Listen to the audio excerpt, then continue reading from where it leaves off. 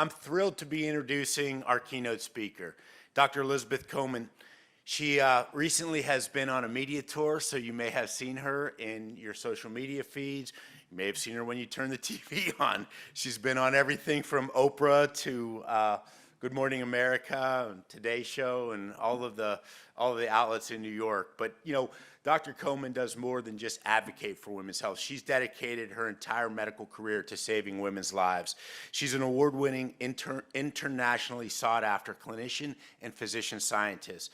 Dr. Coleman is a medical oncologist specializing in breast cancer, an associate professor of medicine at NYU's Langham Grossman School of Medicine. Oh, and by the way, she changed my speech this morning, so that's why I'm reading it instead of she earned her BA in the history of science because she's very humble. She earned her BA in the history of science from Harvard College and her MD from Harvard Medical School, then completed her residency in internal medicine at Mount Sinai Hospital and her fellowship in oncology at Memorial Sloan Kettering Cancer Center. She has won numerous awards and grants, including the Department of Defense Breakthrough Award for Breast Cancer and multiple grants from the Breast Cancer Research Foundation. She is frequently tapped by the media, from Oprah to every major news outlet, to break down medical news for the public because she speaks lay like me. And that's a trait that we need more of sometimes in the national media. She's a tireless advocate for women's health care. She is the author of the national bestseller, All in Her Head, The Truth and Lies Early Medicine Taught Us About Women's Bodies and Why It Matters Today. We are honored to be hosting Dr. Coleman as the keynote speaker to open this year's Magee Summit. And please join me in welcoming to the stage Dr. Elizabeth Coleman.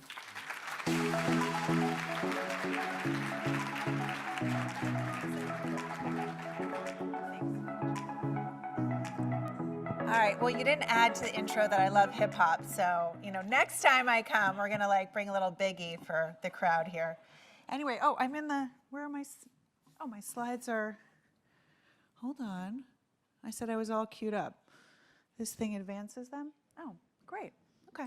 I have your notes here, wherever you are.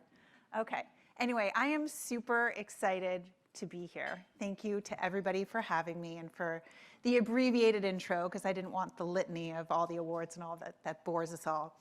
But anyway, my first slide here, where is it? Okay. Go back. So the next Hera, if any of you know, that is the Greek goddess of women's health, childbirth, and keeping us all safe. And for me, you mentioned that I majored in the history of science. I am really passionate about understanding the intersection of medicine with culture, religion, history, and really unpacking the world we exist in today when it comes to healthcare. So the title, you know, when I was charged with giving this keynote today, I thought, okay, so it's the world within us, the world around us, the world we form, and what's the common denominator here? The world. And you mentioned social media, you mentioned the media, and so much of what we think about medicine historically has been this idea that we're all striving for some objective truth. But the reality is, the truth that we discover is inextricably linked to who we are, the stories we tell ourselves, where we come from, our religion, and again, of course, in this climate, our politics. I don't need to tell us how divided this country can be, especially when it comes to women's health. And this is just a fun slide. Actually, the New York Post ran this article the other day, but it's the Sistine Chapel. And what you'll notice is there's a woman on the left there, and this is just really to highlight how much medicine is related to beauty, to art, to all of it. And what they noted only recently is that Michelangelo probably painted a woman who had breast cancer. If you look at the anatomical right breast, it's hiked up there, the nipple is a little more distorted than the one on the left, and this is a woman who probably had breast cancer and was depicted as this. And so there are all these medical sleuths out there that often look at history and art to find how were diseases depicted in the past. So a little bit of perspective on me, and then we'll dive in a little bit more. You know, so I am a breast oncologist, and the thing that I've learned the most about treating women, thousands of women at this point, and to bring home this idea about truth and biology and what we think is objective about women's health, is that no two women experience illness in the same way. And that's why we're really here to understand how we live better, how we thrive better. We're going to hear today about all sorts of data and biology, but how do we contextualize this is really what I am also interested in. And the stories that I've heard from women about their suffering, not just about the biology of their disease and whether it's estrogen receptor positive or triple negative or whatever it may be underneath a microscope, but the things that have held them back in their healthcare. Where's Jocelyn Fitzgerald, the urinary incontinence that they have after childbirth, so that even though while they've survived their breast cancer, they can't go on a trampoline, or the depression that they have, or the multiple sclerosis, or all the other things that lead into how they experience their healthcare and how they may have been dismissed over time in that. And when we think about the history of modern medicine, there are some great, and we have specialties today that are fantastic that have allowed us to become experts. But this fragmentation that really arose in the 19th century, I think has harmed women possibly more than men. We all want to be seen as whole people, as whole patients, but each of these specialties we know all too well often don't interact with each other, understand each other, have the chance to convene like you are doing today to work together and cross these bridges. But where have women been left behind in this fragmentation? I mentioned the field of urology. Well, when I was in medical school and very up until recently, I did not think about women in the field of urology, whether they were the doctors or frankly the patients. It was never women's genitalia that I thought of when I thought of urology.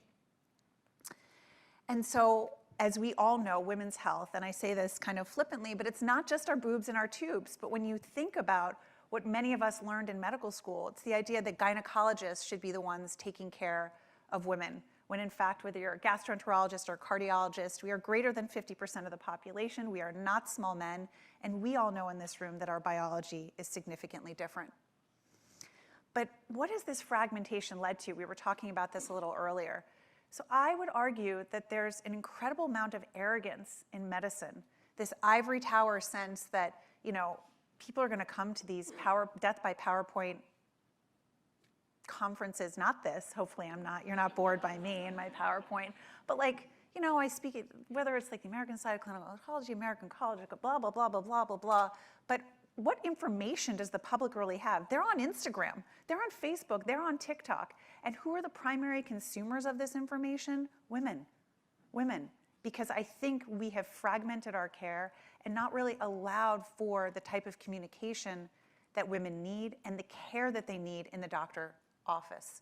And we know that, this is a slide just showing that 46% of women aged 18 to 36 have had some experience at the doctor where they feel dismissed, ashamed, blamed for whatever they're going through. This is simply unacceptable. So why are we surprised that women are and young girls are trying to get their medical information from TikTok?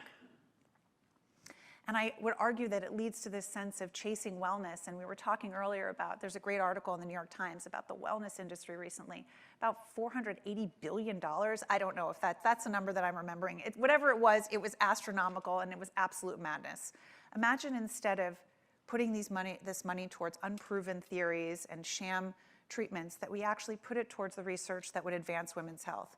But I would push us to argue, why is that? Why does that gap exist, and why are people capitalizing on that? And I would say that women's wellness is unwell. So this is something from 1896. How am I doing on time? Am I doing okay on time? Good. All right. So this is from 1896, not too different than what we might hear today. Quite often, the doctor is too busy and too hurried to make the necessary effort to obtain the facts. He frequently treats symptoms for what they appear to be on the surface, when the real cause and the real sickness is deeper and more dangerous. And then this guy goes on to say that, it's women's organs that make us crazy.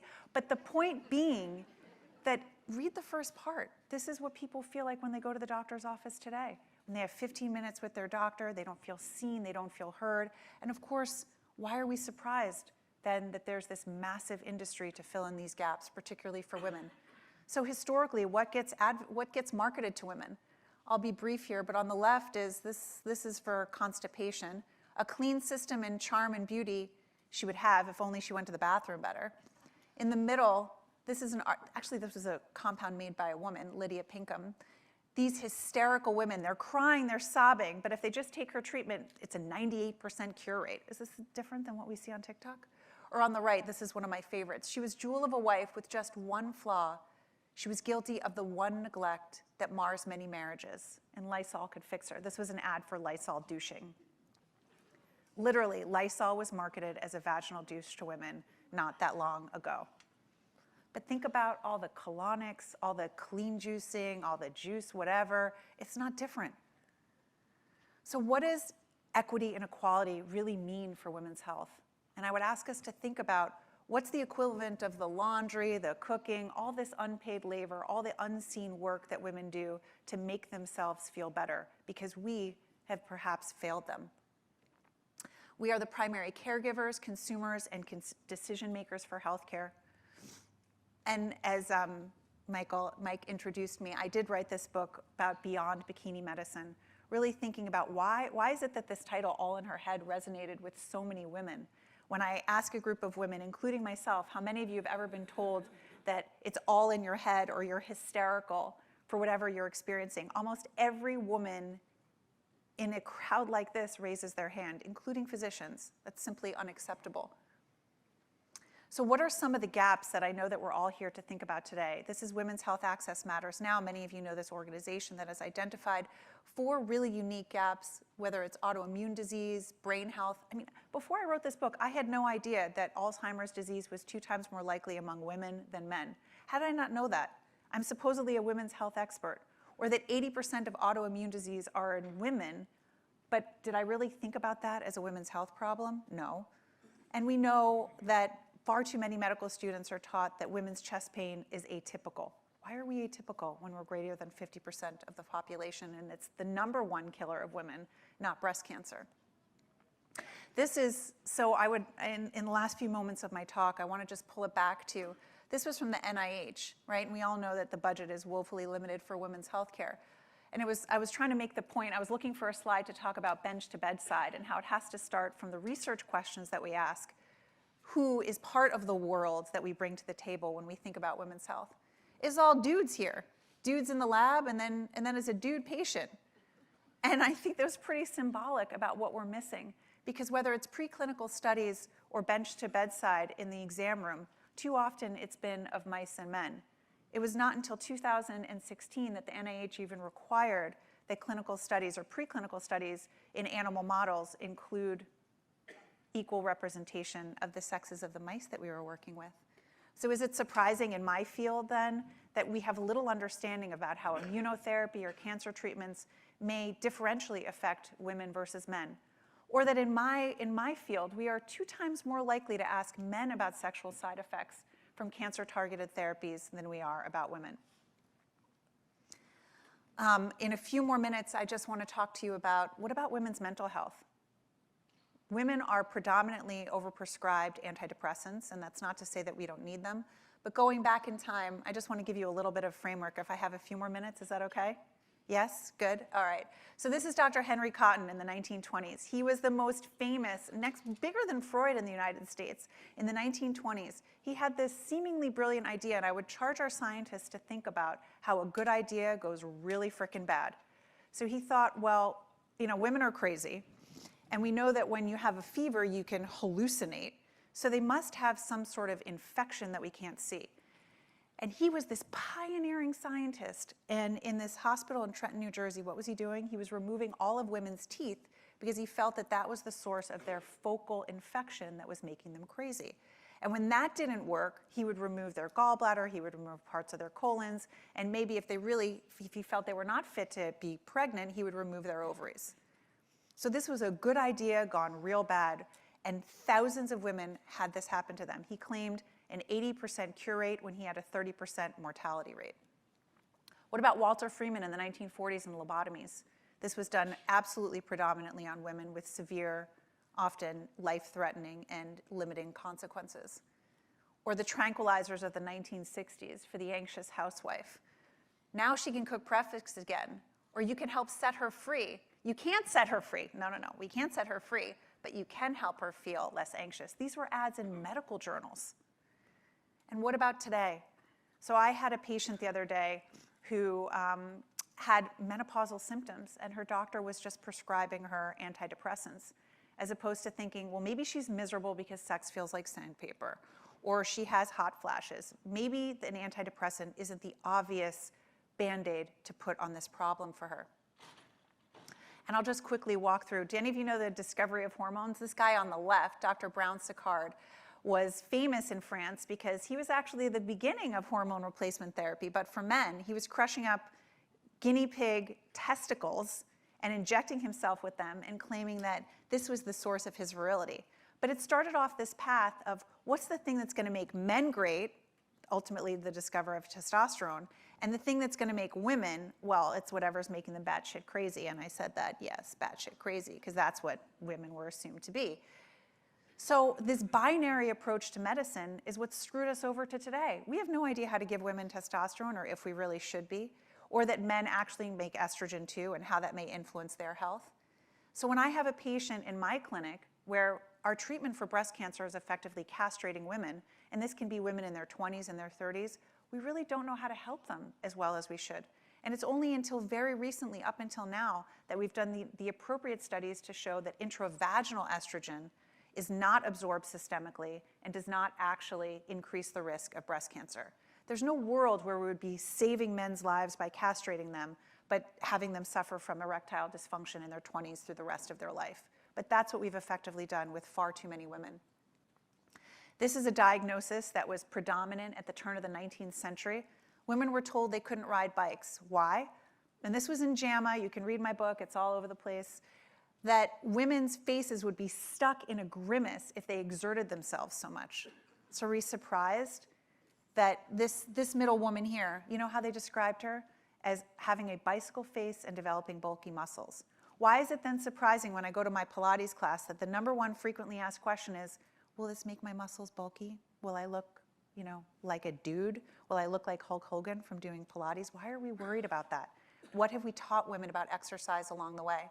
On the left is just to show you the intersection of society and medicine, is a woman it's an effigy of a woman on a bicycle that was hung out of Cambridge University when they tried to make it co-ed, to symbolize that this was just not acceptable. And of course, the bike became the symbol of the suffragist movement as well, and movement and mobility from the home. So what about the female athlete today? Why are we so behind in trying to understand ACL injuries? We're so focused on concussions in male athletes and football players, but what about in women? Or what about the fact that 1 in every 4 women suffers from severe intimate partner violence, many of which can include repeated concussions? So when they go to the emergency room, the doctors think they're high or drunk or something like that, when really they can't remember anything because they've been hit in the head so many times. What or who are we valuing in our society? So I would think about when my patients have no idea how to do a squat, or worry that when they're going to lift heavy weights that they're going to look bulky. Again, what have we taught women about strength and power?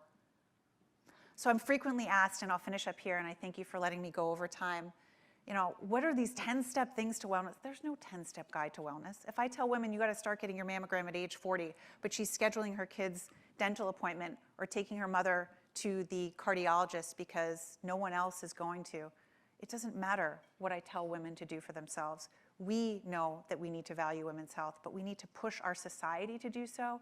We need to think about the world within and around us and the world we form as not just in the laboratory and in the exam room, but the philanthropy that we engage with, the government that we engage with. There is so much division in this world today, but I would push us all to think about how we can cross those bridges so that the world is far more intertwined than divided by all these wars. So although the world is full of suffering, it's full also of overcoming it. And when I get the privilege and honor of speaking to such a group as yourselves, this is where I really find the joy and passion to help me thrive in this work. And I hope you feel empowered by it too.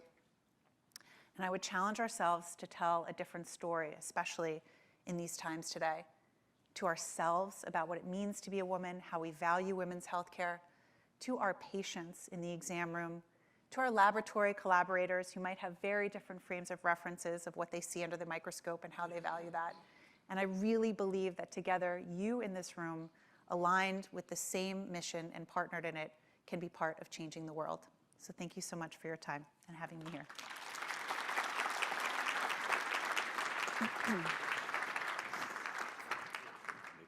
Oh, yes. Time maybe for a question, if there's any question. Maybe if people are thinking, I'm just want to ask you a quick question, and then maybe Dr. Simpson. If you were nominated by the next administration to become the Secretary of Health and Human Services, and that would be a terrible nomination. And women's health was a top priority, as you know. What would be your one or two first advice to the next administration to address all of these inequities that you just outlined? Not putting you on a spot, but... No, I love to be put on the spot. I just need some music. I think that one of the biggest issues is the funding for women's health, right? And all this, when we talk about some of the grants that I've gotten, like the BCRF Foundation, I think one of the biggest issues is the grant writing process is miserable. The limited amount of funding is even worse. And also, you have to have your idea done by the time it's ready to be funded. It's like you have to have the whole thing, and you're almost at the finish line, and then you get the funding. I think there has to be more out-of-the-box possibilities that the government could fund. I think certainly the Biden administration was looking into that with ARPA-H. But I think it's also about not just charging the gynecologists with innovative ideas, but pushing these other subspecialties to think about how can you reframe the questions that we're thinking about, whether you're a gastroenterologist, a cardiologist, to actually address the issues in women's health, and not just make it that the gynecologists need to be the ones that are funded. Terrific. Thank you. And Dr. Simpson. My name is Jolie Simpson. I'm from Florida International University. My background is obstetrics and gynecology, but these days I'm principally interested in reading the results of pre-implantation genetic testing, in particular for monogenic disorders. So the focus of your talk is really poor care or lack of care to women, and I certainly agree with that. On the other hand, I wonder why we don't spend more time, particularly in breast cancer, by looking at the genes. As we know, most of us in this room, there's about 100 different genes that predispose to cancer. Many of these have been germline mutations, and the initial final results is BRCA1 and 2, for example, which is an adult onset autosomal dominant disorder.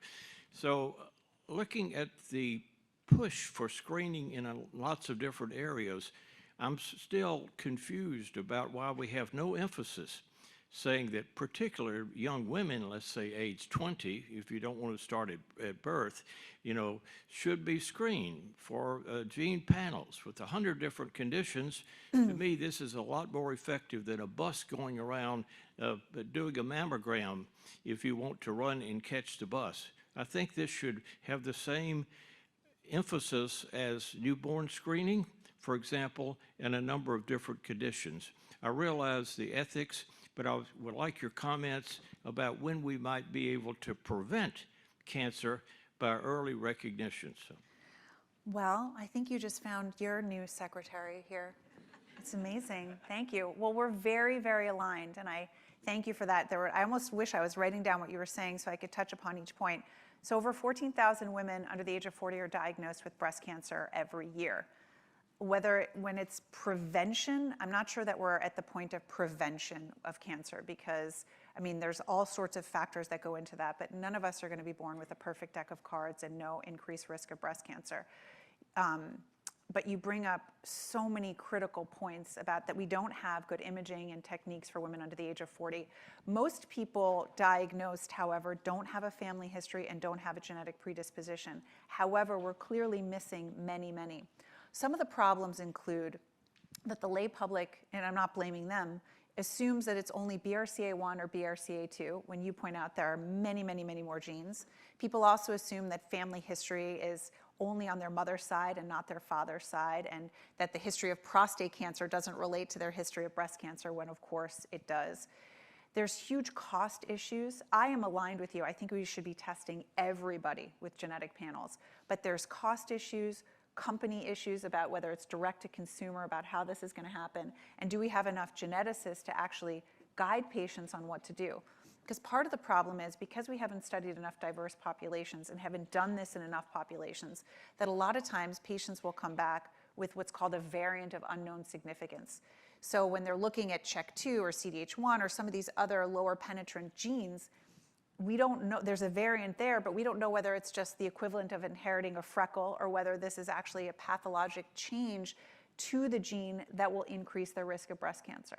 So, in certain countries, they are doing more increased testing, but we should be doing it here in the United States. But we're going to have the community, the medical community, available to guide patients on what this means so that we can appropriately counsel patients, okay, you have an increased risk of breast cancer. Instead of just doing mammograms and ultrasounds, we should start at age 30. We should include breast MRI with this. And I think what we would find is that we would prevent worse outcomes from breast cancer. Not necessarily breast cancer, but we would catch it earlier and therefore have less invasive, less toxic, and less disfiguring therapies. So I'm completely aligned with you, and I think you should, bring it to the masses. Thank you very much, Dr. Collins. Thanks so much for having me.